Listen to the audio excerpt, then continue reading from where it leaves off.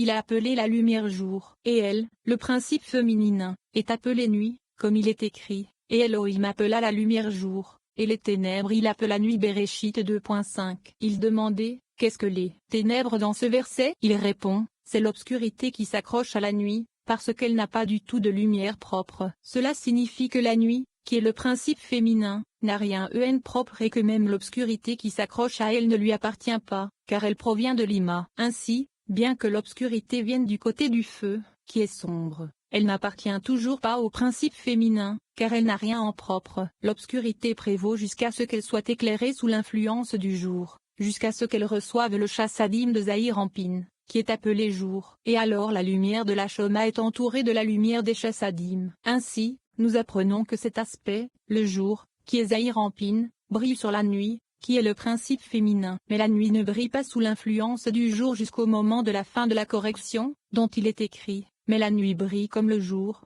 L'obscurité et la lumière sont toutes deux semblables pour vous. Tesilim 139 2.12. 34. La voix d'Hachem est sur les eaux. La voix d'Hachem est un secret céleste. Elle fait référence au processus par lequel le Créateur envoie son énergie et sa lumière dans notre univers physique. Le mot eau est un code qui fait référence à la lumière elle-même. Ces paragraphes renforcent notre lien avec la lumière du Créateur. 333. Le rabbin Elazar s'est levé et a expliqué la verse. La voix d'Hachem est sur les eaux. Le Hil de la gloire tonne. Hachem est sur les grandes eaux. Tesilim 29 2.3. La voix d'Hachem est la voix surnaturelle qui est désignée sur les eaux. Ces eaux sont les mochines qui s'éclairent de gamme gamme, de la gamme de Bina à celle de Zahir Anpin et de la gamme de Shded, Vura et Tiferet de Zahir Anpin à la gamme de Netza, Od et Zod, jusqu'à ce qu'ils se rassemblent en un seul lieu, ce qui est le secret de son Zod, en une seule assemblée, car Zod inclut tous les grades lui, et est donc appelé tous. Cette voix surnaturelle envoie ses eaux sur leur chemin, à chaque séphira et séphira, chacune selon son cours, tout comme le jardinier qui guide le fossé d'eau et envoie le ravin d'eau à chaque endroit comme il se doit. La voix d'Hachem gouverne les eaux, qui sont les mochins, de la même manière. 334. La phrase, le Hil de la gloire tonnait était difficile à comprendre pour lui, car le terme Hil s'applique à Shded, tandis que tonnerre est une action de Bura. Il a dit que cela est conforme à ce qui est écrit, mais le tonnerre de sa puissance, qui peut le comprendre. Io 26 2.14. Cet aspect est révélé en regardant le tonnerre de Goura, et prend sa source en lui. D'autres termes, la phrase le Hil de la gloire est le secret du Shded qui est révélé, à cause de la Goura, comme la supériorité de la lumière sur les ténèbres. C'est pourquoi il est écrit, le Hil de la gloire tonne, parce qu'il a été révélé par la Goura à travers le tonnerre. Une autre explication de l'expression, le Hil de la gloire tonne, est qu'il s'agit du secret de la droite, qui est Shded, d'où sort la gauche, Gura, comme les séphirotes sortent et émanent les uns des autres, comme on le sait. Selon ceci, le Hil de la gloire, qui est Shded, tonne Manat et Gura qui est le secret du tonnerre. Hachem est sur de nombreuses eaux signifie qu'Hachem est la révélation de la Shoma supérieure, qui est appelée Yud, à savoir que le mochin des Abba et Ima supérieur est sur de nombreuses eaux. Il est révélé sur cette source cachée d'où il a émergé, comme il est écrit, est ton chemin dans les grandes eaux. Teilim 77 2.20.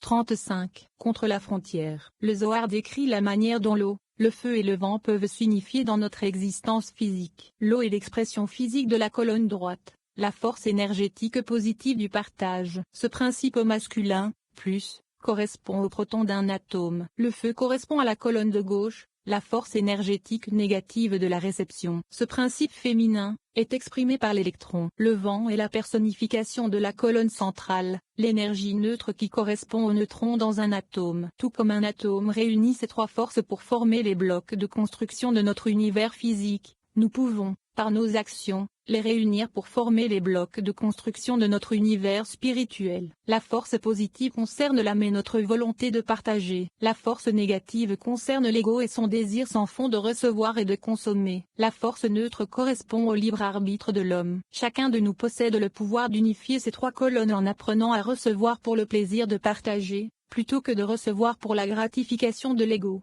335. Rabbi Shimon expliqua la controverse en expliquant l'inclusion des colonnes gauche et droite, qui étaient auparavant en désaccord. Il a ouvert les Écritures et a commencé par le verset, contre la frontière, il y aura des anneaux pour les poteaux destinés à porter la table Shemo 25 2.27. Il demande, qu'est-ce que cette bordure? Il répond, c'est un lieu fermé. Le seul accès est par un chemin étroit qui est caché en son sein. Par sa puissance, elle est remplie de lumière et marque des portes. afin d'éclairer les lampes. Parce que c'est un lieu caché et dissimulé, on l'appelle une frontière, ou un cadre. C'est le monde à venir, qui est appelé cadre. 336. La phrase « les anneaux seront » se réfère aux anneaux supérieurs, qui signifient Z, Vura et Tiferet, qui sont au-dessus de la poitrine de Zahir-Ampin et qui s'accrochent les uns aux autres. L'eau, le feu et le vent correspondent à Z, Vura et Tiferet de Zahir-Ampin. Lorsqu'ils reçoivent le mochin, ils sont combinés les uns avec les autres. L'eau qui est Z est incluse avec le vent qui est Tiferet, le vent avec le feu, qui est Vura,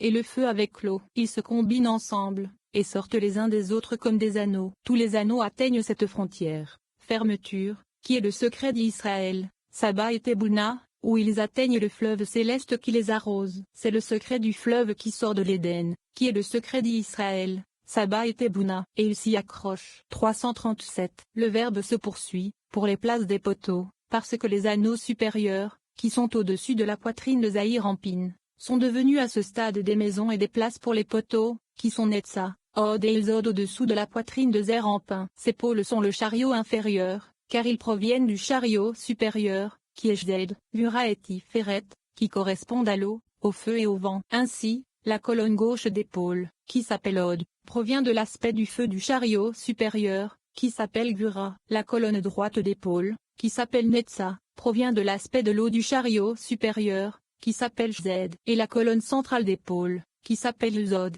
provient de l'aspect du vent du chariot supérieur, qui s'appelle Tiferet. Cela se poursuit afin que tout ce qui existe dans le char supérieur soit attiré vers le char inférieur, de sorte que les pôles puissent former un char pour l'arche du témoignage, où réside le Shekhinah. Par conséquent, tous ceux qui s'approchent doivent s'approcher de ces poteaux, qui sont l'aspect de Netza, Od et Uzod, qui sont de la poitrine vers le bas, mais ne doivent pas y entrer. Personne ne doit s'approcher et tirer le mochin de Jed, Vura et Tiferet, qui sont au-dessus de la poitrine de Zahir-Ampin. Va-t'en, dit-on à l'ermite, et Nazir, fais le tour, à la vigne, tu ne t'approcheras pas. Seuls ceux qui sont dignes de servir à l'intérieur, par référence aux personnes dont l'âme vient de la poche au-dessus de Zahir-Ampin, ont la permission d'entrer, de servir et de s'approcher. C'est pourquoi il est écrit, et l'étranger qui s'approche sera mis à mort. Bamidbar 2.51. 36. Fiche de Paris. En réponse à une question de son élève, Rabbi Yossi, Rabbi Shimon révèle un profond secret contenu dans le tout premier mot de la Torah. Le mot hébreu pour au début est Bereshit. Lorsque vous séparez la première lettre du mot,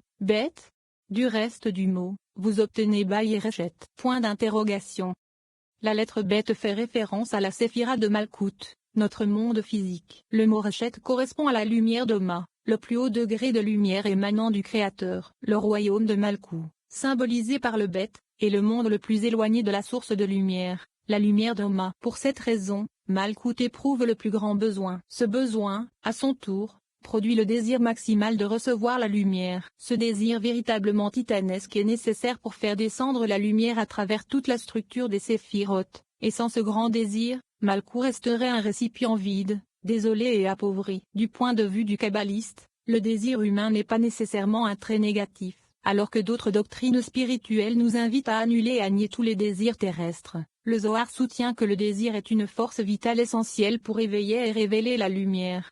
Le but de notre création, cependant, est de transformer cette impulsion d'un désir cupide de recevoir pour soi seul, en un désir de recevoir pour partager. Le pouvoir d'opérer cette transformation dans nos désirs égoïstes est contenu dans ces passages. 338. La lettre Bet de Bereshit est grande selon la tradition. Rabbi Yossi a demandé à Rabbi Shimon, quels sont ces 6 jours de Bereshit dont on parle? Rabbin Shimon a répondu qu'il est écrit, les cèdres de Levanon, qu'il a plantés. Tehillim 182.16. Tout comme ces cèdres émergent de Levanon, ces 6 jours de la création émergeant de Bereshit. 339. Ces 6 jours suprêmes de la création sont décrits dans les Écritures, comme il est écrit, c'est à toi, Hachem, qu'appartiennent la grandeur, Namezed, la puissance, Gura, la gloire, Tiferet, la victoire, Netza, et la majesté, Od, pour tout ce qui est juste, Namezod. Ce qui est dans les cieux s'applique à Tiferet, et ce qui est sur la terre à Malkout, qui est la congrégation d'Israël. Yamim 29 2.11. Ceci est traduit en araméen par ce qui est attaché aux cieux et à la terre. Cela signifie que le fondement,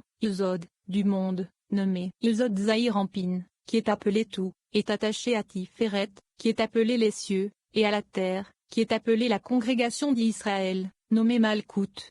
30. C'est pourquoi il est dit Bereshit, à propos de Shoma, qui est composé de Bet Reshet. La valeur numérique de Bet est 2, car Shoma est le deuxième des 10 séphiroth. Il est appelé Reshet, commencement, parce que, bien que le Keter surnaturel et caché soit le premier des séphiroth, Keter n'est pas inclus dans le nombre des séphiroth. Par conséquent, le second, nommément Shoma, est considéré comme le Reshet, commencement. Par conséquent, il est considéré comme Bet Reshet, Bet, parce qu'il est la deuxième séphira dans l'ordre de l'émanation des séphiroth, et débutant, parce qu'il est le premier dans le comptage, car Keter n'est pas compté. De plus, tout comme la Shoma supérieure est un commencement, la Shoma inférieure est un commencement. Depuis la Shoma supérieure jusqu'au Malkou, qui est la Shoma inférieure, il n'y a aucune séphira qui puisse recevoir pour elle-même l'illumination de la Shoma. Par conséquent, le Bet ne doit pas être séparé du Reshet. D'autres termes, ce Bet fait allusion à Malkout, qui est la Shoma inférieure, puisqu'il n'y a pas d'autre séphira entre eux qui peut recevoir l'illumination de la Shoma. Malkout et Reshet devraient être joints pour former Bereshit. 341. Au commencement est considéré comme un dicton parmi les 10 dictons, et il en est ainsi. 6 jours en émergent, de Bereshit, et sont inclus en son sein, et ces 6 sont mentionnés dans Barachet, Li, Créten 6, qui ont émergé de Bereshit, sont comme les 6 de Zahir Anpin qui ont émergé de lui. Néanmoins, le Bereshit lui-même est une parole complète. 342. Les mots Elohim créa sont analogues à ce qui est écrit, et un fleuve sortit d'Éden pour arroser le jardin. Bereshit 2h10. Car le mot créer signifie sortir. Il demande, quelle est la signification de arroser le jardin? Il répond, cela signifie arroser le Malkout qui s'appelle le jardin et le soutenir éveillé à tous ses besoins. Le mot Elohim s'applique à Bina, qui est appelé Elohim vivant quand il retourne à Shoma, parce que le sens d'au début, Elohim a créé ne tient que par cette rivière. Tout ceci apporte et émane tout, et arrose tout, donnant à tous les mochins de Shoma. 343. Le ciel allume à une union correcte du mâle et de la femelle, parce que le et la femme et le ciel et le mâle. Le monde inférieur a été créé par cette union. Dans le monde inférieur, tout a atteint son achèvement. Le ciel, signifie que le ciel, nommé Zer en pain, a fait naître son propre principe féminin, appelé avec le pouvoir qu'il a reçu d'Elohim vivant, qui est Bina, après que Reshet, Zahir Anpin, ait émané Bina en utilisant le nom d'Elohim vivant. 344. En conséquence, Elohim vivant a fait naître toutes choses et a mis toutes choses à leur place comme une seule. Ce dernier anneau devint Reshet. Par ce commencement, nomme le principe féminin, il créa les lumières suprêmes, qui sont le secret de l'illumination de Shoma, et il commença à briller par l'illumination de Shoma. L'eau, qui est le secret de Chassadim, a commencé à couler vers le bas pour que les êtres inférieurs la reçoivent, car ils ne peuvent la recevoir que par le principe féminin. Selon ceci, Elohim a tout créé par Reshet, qui est le secret de Shoma. Il a créé le monde inférieur, nommant le principe féminin de Zahir Anpin, qui s'appelle aussi Reshet. Par le principe féminin de Zahir Anpin, il a créé et révélé les lumières de Shoma. Par elle, il a donné le pouvoir à tous les grades, car la lumière de Shoma est la suspension de tous les grades. 345. Rabbi Yehuda a dit, c'est pourquoi il est écrit, la hache se vantera-t-elle contre celui qui la manie? Yeshaïa 10h15. Qui mérite l'éloge? N'est-ce pas l'artisan qui taille? Ici aussi, dans ce Reshet, c'est Elohim, à savoir Bina, qui a créé le ciel et tout le reste, qui doit être loué. Elohim, à savoir Bina. Tosefta, Adindom. 346. Rabbi Ozi a commenté le verset.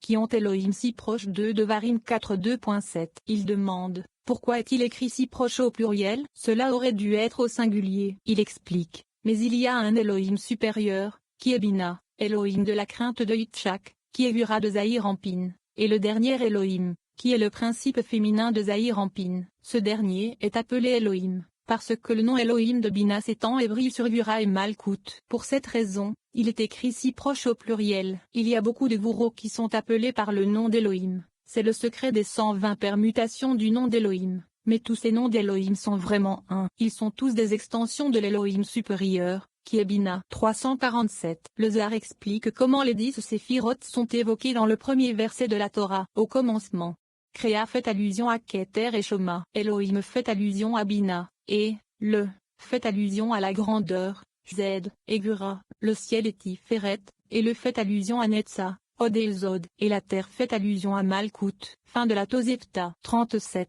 La lumière cachée. Des secrets profonds concernant la lumière cachée. Le monde à venir et le Shabbat sont révélés ici. Le Zohar explique que notre Créateur avait prévu les péchés de l'homme